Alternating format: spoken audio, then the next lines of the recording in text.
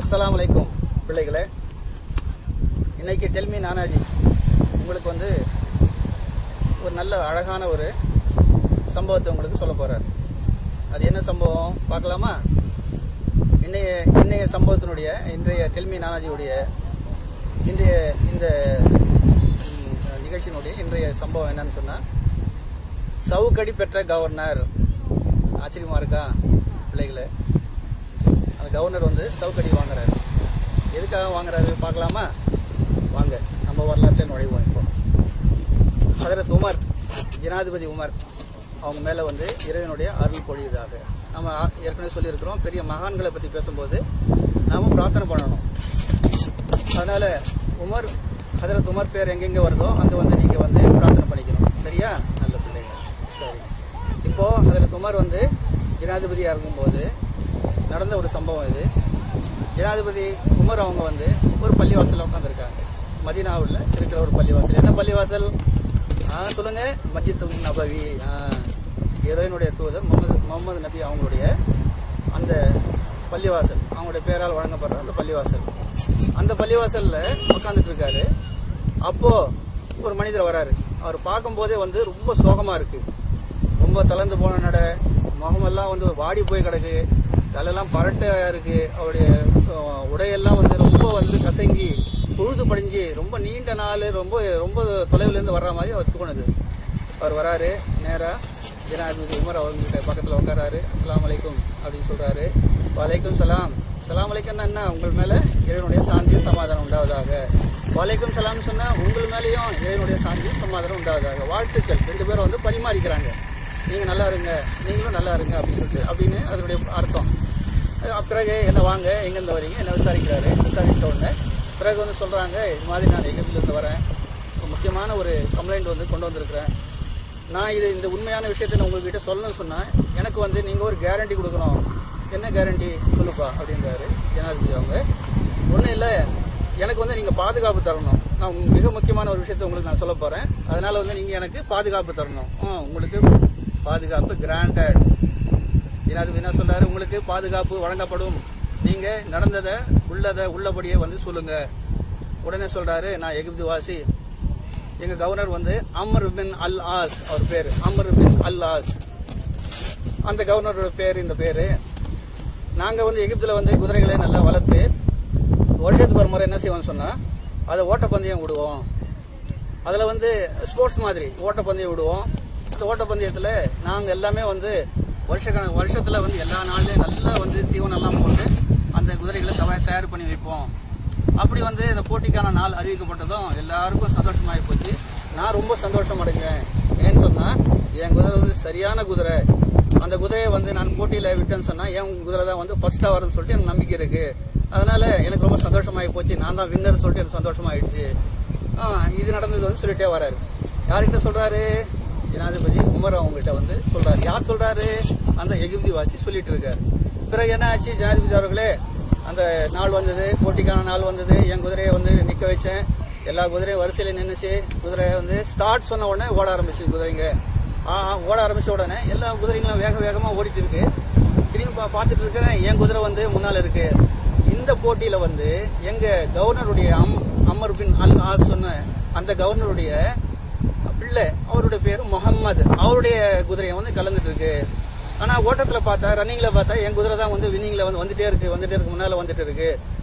திடீர்னு சொல்லிட்டு அவர் என்ன சொல்கிறாரு? என் குதிரை தான் வருது, என் குதிரை தான் வருதுன்னு சொல்லிட்டு முகம்மது கத்த ஆரம்பிச்சிட்டாரு. யார்? கவர்னருடைய மகன் முகம்மது கத்த ஆரம்பிச்சிட்டாரு.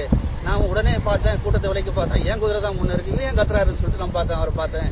இப்படியா இருக்கும்போது கிட்ட நெருங்க வந்து என்ன ஆகி போச்சுன்னா என் குதிரை தான் மின்னல் மாதிரி பாஞ்சு வர ஆரம்பிச்சிச்சு. கடைசியில் நான் தான் வின் பண்ணிட்டேன்.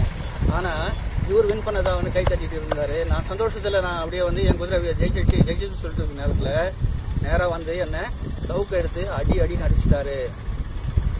என் உடம்பெல்லாம் வந்து காயமாயிடுச்சு ஜனாதிபதி அவர்களே. பிறகு தொட விட்டாரா என்ன? நான் எங்கே வந்து உங்ககிட்ட எகிப்திலேருந்து வந்து மதீனாவுக்கு வந்து உங்ககிட்ட சொல்ல போகிறேன்னு சொல்லிட்டு கம்ப்ளைண்ட் பண்ண போகிறேன்னு சொல்லிட்டு என்னை ஜெயிலையும் தூக்கி போட்டார். நான் ஜெயிலில் வந்து என்னுடைய கதையை கேட்டால் வந்து ஒரு ஜெயில் சிறை காவலர் வந்து என்னை வெளியே ரிலீஸ் பண்ணலன்னு சொன்னால் நான் வந்து இந்நேரம் வந்து ஜெயிலுக்குள்ளே இருந்திருக்க வேண்டிய ஒரு நிலைமையில் நான் இருந்திருப்பேன். நடந்தது இதுதான். எனக்கு நீங்கள் வந்து நியாயம் வழங்கணும், எனக்கு பாதுகாப்பு தரணும் அப்படின்னு சொன்ன உடனே எல்லாத்தையும் கேட்டுக்கிறாரு. கொஞ்சம் தலையை குனிஞ்சு அப்படியே உட்காந்துக்கிறாரு. ஏன்னு சொன்னால் ஒரு கெட்ட சம்பவம் நடந்திருக்கு. ஒரு சம்பவம் வந்து எப்படிப்பட்ட சம்பவம் அநீதி நடந்திருக்கு. ஸோ அதனால் வந்து அவர் என்ன போயிட்டாரு சொன்னால் ரொம்ப வந்து வருத்தத்தோடு உட்காந்துருக்காரு. பிறகு சொல்கிறாரு, பிறகு தலையை தூக்கி சொல்கிறாரு, நீங்கள் கவலைப்படாமல் சகோதரர்கள், நீங்கள் அரசு விருந்தினராக வந்து தங்குங்க, நான் உங்களுக்கு நீதியும் வழங்குறேன் கண்டிப்பாக, நீங்கள் ஒன்றும் கவலைப்பட வேணாம்னு சொல்கிறாரு. பிறகு என்ன ஆகி போச்சு, ஒரு லெட்டர் எழுதுறாரு. ஜனாதிபதி உமர் அவர் ஒரு லெட்டர் எழுதுறாரு. ஓ அம்ர், இது மாதிரி வந்து ஒரு கம்ப்ளைண்ட் உங்கள் மேலே வந்திருக்கு. இந்த கம்ப்ளைண்ட்டுக்கு வந்து நாங்கள் விசாரிக்க போகிறோம் உங்களை. நீங்கள் இந்த நாளுக்கு இந்த தேதியில் நீங்கள் வந்தாகணும் அப்படின்னு சொல்லிட்டு ஒரு லெட்டர் எழுதுறாரு. லெட்டர் எழுதிட்டு பிள்ளைகளை என்ன ஆகி போச்சுன்னு சொன்னால் நேராக வந்து அமர் பின் அல் ஆஸுக்கு அனுப்புகிறாரு. அந்த நாளில் வந்து நமக்கு தெரியும், எந்த விதமான வாகன வசதிகள் இல்லாத அந்த நாள், வெறும் ஒட்டகங்கள் தான் இருக்கும். கார் கூட இல்லை, சைக்கிள் இல்லை, பைக் இல்லை. அது மாதிரி நேரங்களில் அவங்க ஒட்டகத்துலேருந்து எகிப்துலேருந்து மதீனாவுக்கு வரணும்னா பாருங்கள் எவ்வளோ தொலைவு, ரொம்ப தொலைவு இல்லையா. உடனே வந்து இந்த கடிதம் போய் சேர்ந்த உடனே அந்த கவர்னர் வந்து தன் மகனை விசாரிக்கிறார். முகமது இங்கே வாப்பா, என்ன நடந்தது? ஒன்றும் நடக்கல அப்பா அப்படின்னு சொல்லி மறைக்கிறாரு அவர். இல்லை ஏதோ விஷயம் இருக்குது, நீ ஏதோ தப்பு பண்ணிட்ட, ஜனாதிபதி உன்னை கூப்பிட்றாரு, நம்ம என்ன கூப்பிட்டுருக்காரு, வா போகலாம். 2 பேரையும் கூப்பிட்றாரு அவர். வா, லெட்டர் வந்திருக்கு பார்த்தியா, மதீனா தலைநகரத்துலேருந்து லெட்டர் வந்திருக்கு, நம்ம 2 பேரும் போக வேண்டியது இருக்குது, வா அப்படின்னு சொல்லிட்டு அவர் பதட்டத்தோட என்ன நடந்தது ஏது நடந்தது விசாரணைக்கு போகிறார் இல்லையா அப்படின்னு சொல்லிட்டு அவரும் வாகனத்தை ஏறிட்டு நேராக வந்துகிட்டே இருக்கிறாங்க. மதீனாவுக்கு வந்து அடைகிறாங்க.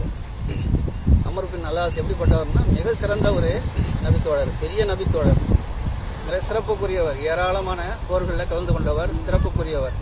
அவர் வந்து என்ன வர்றாருன்னு சொன்னால் நேராக வந்து மதீனா வந்து அடைகிறாரு. பள்ளிவாசல் வழக்கம் போல் எங்கே வந்து நீதிமன்றம் செயல்பட்டதுன்னு சொன்னால் பள்ளிவாசலில் தான் செயல்படும். நேரம் பள்ளிவாசலுக்கு வராரு. வந்த உடனே விசாரணை வந்து எந்த விதமான வரவேற்பு இல்லாமல், எந்த விதமான குசலம் விசாரிப்பு இல்லாமல், எப்படி இருக்கீங்க, அஸ்ஸலாமு அலைக்கும் அதெல்லாம் சொல்லி விசாரிச்சுப்பாங்க இல்லையா, எப்படி இருக்கீங்க, எப்படி ஆட்சி நடக்குது அப்படின்ட்டு எந்த வித விசாரணை இல்லாமல் அவங்களுக்கு வந்து என்ன ஆகுதுன்னு சொன்னால் நேரடியாக வந்து ஸ்ட்ரைட்டாக பாயிண்ட்டுக்கு வந்துடுறாரு. அதிலிருந்து உமர் என்ன சொல்கிறாரு, எங்கே உங்கள் மகன் முகமது எங்கே அப்படின்னு கேட்குறாரு. உடனே அப்பாவுக்கு பின்னால் இருந்தவர் வராரு, வந்து நிற்கிறாரு. அமீருல் மோமினின் ஜனாதிபதி அவர்களே, ஏதோ நான் இருக்கேன், எங்கே அந்த எகிப்தியர் வாங்க சகோதரர், அவர் வந்து நிற்கிறார் எதிர்க்க. ஒரு பக்கம் வந்து கவர்னருடைய மகன், இன்னொரு பக்கம் வந்து பாதிக்கப்பட்ட எகிப்துவாசி சாதாரண மனிதர். இந்த பக்கம் கவர்னர், பெரிய ஒரு ராஜ்யத்தினுடைய ஒரு பகுதியினுடைய எகிப்து என்ற ஒரு பகுதியினுடைய கவர்னர், இன்னொரு பக்கம் வந்து சாதாரண ஒரு மனிதர், எகிப்துவாசி மனிதர். இப்போ விசாரணை நடக்குது. நடந்த உடனே ஜனாதிபதி உமர் ஷாட் எடுக்கிறாரு, எகிப்துவாசிக்கு கொடுக்குறாரு, அடிங்க அவரை, எப்படி உங்களை அடித்தாரோ அதே மாதிரி திருப்பி அடிங்க அவரை அப்படின்னு சொன்ன உடனே அந்த எகிப்துவாசி பாதிக்கப்பட்ட அந்த அப்பாவி எகிப்துவாசி என்ன செய்கிறாரு, ஷாட் எடுக்கிறாரு. பலார் ஓங்கி சுருன்னு அடி விழுதும், ஆகட்டும் விடாதீங்க சொல்லிட்டு ஜனாதிபதி என்ன செய்கிறாரு, அவரை வந்து ஊக்கப்படுத்திட்டே இருக்காரு. நல்லா போடுங்க, 2 போடுங்க, உற்சாகப்படுத்துறாரு. எல்லாம் அடித்து முடித்த உடனே அவர் சோர்ந்து போய் இன்னும் ஷாட்டை கொடுத்து, ஜனாதிபதி அவர்களே போதும், நான் பழிக்கு பழி வாங்கிட்டேன், என்னை எவ்வளோ அடித்தாலும் நான் திருப்பி அவரை அடிச்சிட்டேன், போதும்னு சொல்லிட்டு சொல்கிறாரு.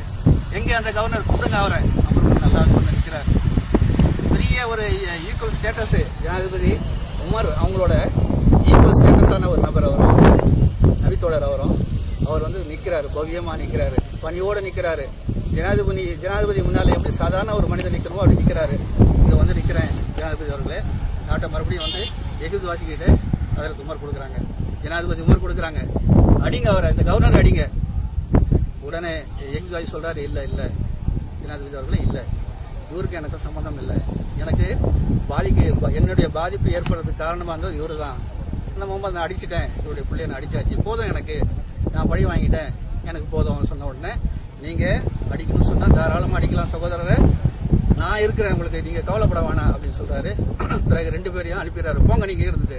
பிறகு அந்த கவர்னர் மட்டும் தனியாக அழைத்து சொல்கிறாரு, ஒவ்வொரு மனிதனும், இது பிள்ளைகளே நீங்கள் மனசில் நல்லா பதிய வச்சுக்கணும், ஒவ்வொரு மனிதரும் அவங்களுடைய தாய் வயிற்றிலிருந்து சுதந்திரமாக பிறக்கிறான்.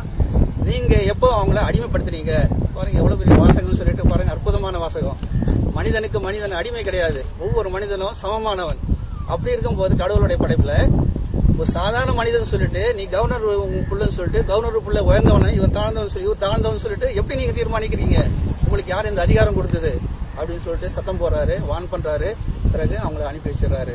பிறகு எகிப்து வாசி பக்கம் திரும்புகிற ஜனாதிபதி, சகோதரர் நீங்கள் இப்போ திருப்பி தானே, நீங்கள் போங்க, உங்களுடைய நாட்டுக்கு போங்க, நீங்கள் சுதந்திரமாக வாழுங்க, நீங்கள் எப்பவுமே வந்து உங்களுடைய உரிமைகளோட நீங்கள் வாழுங்க. ஏதாவது பிரச்சனைன்னு சொன்னால் தயவு செய்து எனக்கு சொல்ல மறந்துடாதீங்க. எப்போ வேணாலும் என்னை நீங்கள் அணுகலாம், உங்களுடைய பிரச்சனைகளை முறையிடலாம், நான் உங்களுக்கு பாதுகாப்பு கொடுப்பேன்னு சொல்கிறாரு. பிள்ளைகளை பார்த்தீங்களா, ஒரு கவர்னருடைய மகன் பதிலுக்கு பதில் இப்படி வாங்கிட்டாரு. ஆகவே நாம் எப்படிப்பட்ட மனிதர்களாக இருக்கணும்னு சொன்னால் நீதியை நிலைநாட்டுபவர்களாக, எப்படி ஜனாதிபதி உமர் எப்படி இருந்தாங்களோ அது மாதிரி ஒரு கேரக்டர் உள்ளவராக, தவறு இழைக்காதவர்களாக, நீதியை நிலைநாட்டுபவர்களாக மாறணும். மாறுவீங்களா? ஓகே.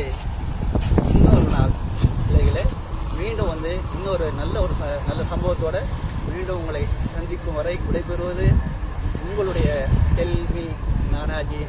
அஸ்ஸலாமு அலைக்கும் பிள்ளைகளே.